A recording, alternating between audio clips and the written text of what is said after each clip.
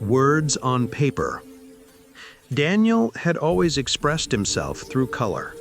Michael expressed himself through caution. But something shifted after their first long walks. They began talking more closely, sharing the small details that usually take months or years to say aloud. On a Tuesday evening, after an unusually heavy fog rolled between the buildings like gray waves, Michael found a piece of folded paper tucked behind a brick in the mural wall. It had his name on it. Not Michael, but "For the one who walks at 5:45. He smiled without meaning to. He unfolded it carefully. Inside, in bold, confident handwriting, "You notice things no one else sees. I like that. D." Michael felt warmth bloom inside him, different from the nervous energy he'd felt when writing his own note. This was calmer, safer, like someone opening a door. He read the short message 3 times, then tucked it into his coat pocket like it was fragile treasure. That night, he lay awake thinking about the way Daniel moved, with certainty, with fire, and wondered how someone like that could see something in someone like him. He wrote a reply on a small square of pharmacy paper. "Your mural looks different every day, or maybe I do. M." He slipped it behind the same loose brick the next evening. Thus began the letters.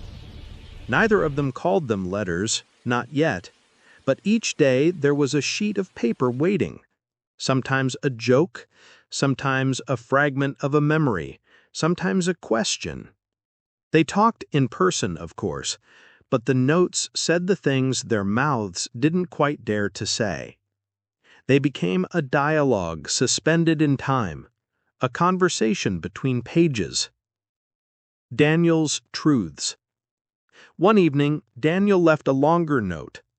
"I paint people because they can't always speak for themselves. Color can scream when a person cannot." Michael read it slowly, letting the meaning settle.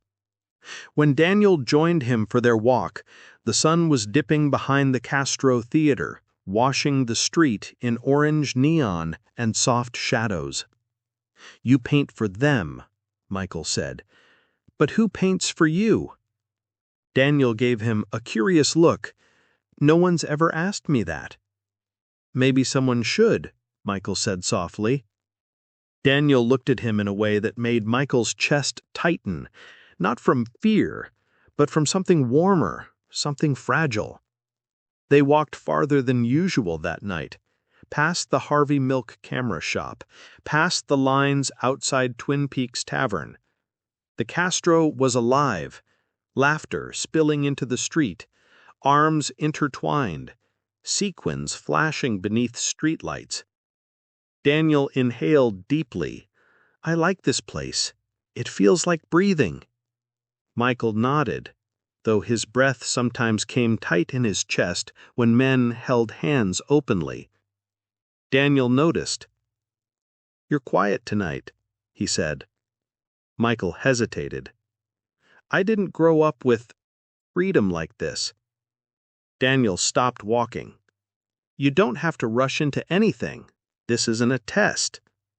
Michael's eyes softened. "I know. That's why I'm still here." Daniel felt something inside him shift, a recognition, a tenderness he hadn't expected. He reached out, slowly, and brushed a strand of hair behind Michael's ear. Just a simple gesture, but to Michael, it felt like a declaration.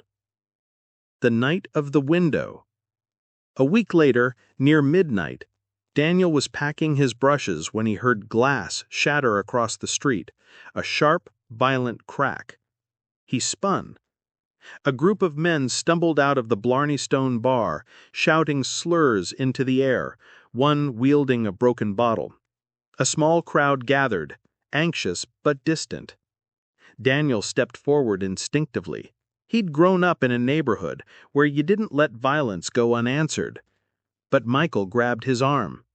"Don't," Michael said firmly. "You don't know what they have." Daniel looked at him with surprise. Michael's hand trembled slightly, but his grip was strong.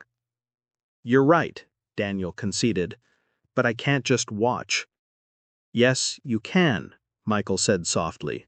"Sometimes staying alive is the braver thing to do." It was the first time Michael had openly expressed fear, not just general fear, but fear for Daniel. After police sirens drew close, the two men left the scene and returned to the mural wall. Daniel sat on his stool, looking troubled. Michael sat beside him.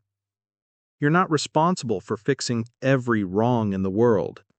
"I know," Daniel replied, "but sometimes anger feels easier than fear." Michael nodded. "I know that feeling." Another silence. Not uncomfortable, just heavy. Daniel looked at the mural. "Do you see yourself in this?" "Parts of me," Michael said. "The parts that want to be free." Daniel glanced at him. "And the parts that aren't?" Michael swallowed. "They write letters." A turning point. Michael became braver in small ways. He moved a little closer when they walked. He held Daniel's gaze longer when they talked. He let Daniel's fingers brush his hand and didn't flinch. One evening, in the warm orange light of dusk, Daniel handed him a note that wasn't like the others. It wasn't folded neatly. It was worn at the edges, as if Daniel had opened and closed it a dozen times. Michael unfolded it. "I like who I am when I'm with you." His throat tightened. When he looked up, Daniel's eyes were steady, open. Michael stepped closer, more than he had ever, until their foreheads almost touched. "I like who I'm becoming," Michael whispered. "And I think you're why." Daniel didn't kiss him. Not yet. He lifted Michael's hand and pressed it against his heartbeat. "That's what I want," Daniel said quietly. "Not to change you, but to give you space to breathe." Michael's eyes stung. He didn't know falling in love could feel like this, like stepping into warm sunlight after a lifetime of cold. In that moment, he realized something simple and immense. He trusted Daniel more deeply than he had trusted anyone in years, more deeply than he had trusted himself.